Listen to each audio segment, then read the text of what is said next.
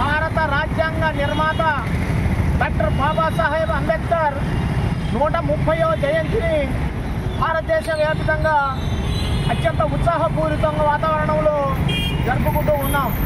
అందులో భాగంగానే భారత మార్క్సిస్టు కమ్యూనిస్టు పార్టీ ఐక్య MCPIU పల్నాడు జిల్లాలో ఈరోజు అంబేద్కర్ జయంతి సందర్భంగా అంబేద్కర్ గారి విగ్రహానికి పూలదండలు వేసి నివాళులు అర్పించడం జరిగింది. ముఖ్యంగా దేశ స్వాతంత్ర పోరాటం నాటికన్నా ఈనాడు మరి భారతదేశంలో పరిస్థితులు అధ్వాన్నంగా ఉన్నాయి. ముఖ్యంగా మరి బాబాసాహెబ్ అంబేద్కర్ రచించిన రాజ్యాంగాన్ని రద్దు చేసి మరి మనోధర్మ శాస్త్రం ప్రకారం ఆ రాజ్యాంగాన్ని నిర్మించుకోవాలని చెప్పి కేంద్రంలో ఉన్న బీజేపీ ప్రభుత్వం ప్రయత్నం చేస్తూ ఉంది. మరి గతంలో కూడా మరి రాజ్యాంగ నిర్మాణం జరిగినప్పుడు వారి యొక్క హిందూ మత సంస్థలు RSS ఈ రాజ్యాంగాన్ని ఒప్పుకోము, ఈ రాజ్యాంగాన్ని అమలులో తీసుకురావడం వీల్లేదు, ఈ రాజ్యాంగాన్ని రద్దు చేయవలసిన అవసరం ఎంతైనా ఉందని చెప్పి ఆనాడు RSS, బజరంగ దళ్, విశ్వ హిందూ పరిషత్, హిందూ మతోన్మాద సంస్థలు ఆనాడు గట్టిగా ప్రభుత్వాన్ని వ్యతిరేకించడం జరిగింది. అందులో భాగంగానే మరి ఇటీవల నరేంద్ర మోడీ ప్రభుత్వంలోని ఈ దేశం హోమ్ మినిస్టర్ అమిత్ షా మరి ఈ రాజ్యాంగం బాబాసాహెబ్ అని చెప్పే కన్నా దేవుడి పేరు స్మరించుకుంటే పుణ్యమైన దక్కుతుందని చెప్పి ఈ దేశము హోమ్ మినిస్టరు మరి ఎగతాళ మారి పద్ధతుల్లో మరి రాజ్యాంగాన్ని అంబేద్కర్ని అగౌరవపరచడం జరిగింది.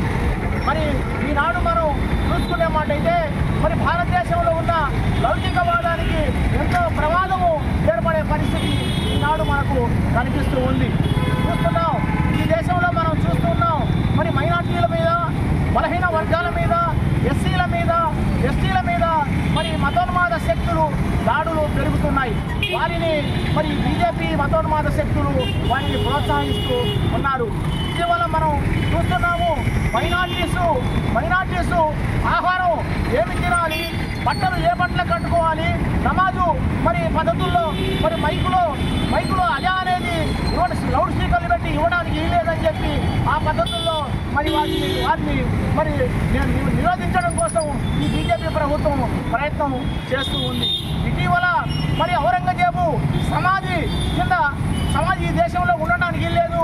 ఆనాడు హిందూ దేవాలయాల మీద ఔరంగజేబు దాడులు చేశాడు. అందుకోసం ఔరంగజేబు సమాధిని ఇక్కడ నుంచి తొలగించాలని చెప్పి మరి మతోన్మాద శక్తులు మరి ప్రయత్నం చేస్తూ ఉన్నారు.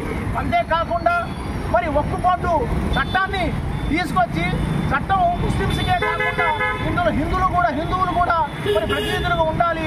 దీని మీద వచ్చే ఆదాయం ముస్లిం సంస్థలే కాకుండా హిందూ సంస్థలు కూడా ఉపయోగపడి చేయాలని చెప్పి అదొక పద్ధతి ప్రకారము దీన్ని నిరోధించడం కోసం, ముస్లింస్లో ప్రాతినిధ్యం లేకుండా చేయడం కోసం దీన్ని సవరణ చేసి ఈ రకమైన పద్ధతుల్లో ముస్లింలను ఇబ్బంది పెట్టడం కోసం ఈ బీజేపీ ప్రభుత్వం ప్రయత్నం చేస్తూ ఉంది.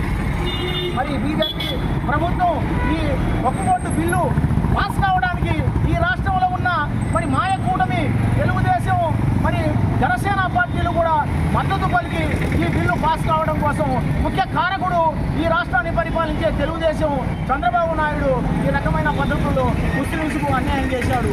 మేము ముస్లింస్కు న్యాయం చేస్తాము, ముస్లిం సంపదను పెంచుతాము, మరి బంగారు భవిష్యత్తు మీకు కల్పిస్తామని చెప్తున్న ఈ రాష్ట్ర ప్రభుత్వం ఈ రకమైన మతోన్మాద దుశ్చర్యలకు పాల్పడుతున్నారు. కాబట్టి దీన్ని మనం వ్యతిరేకించవలసిన అవసరం ఎంతైనా ఉంది.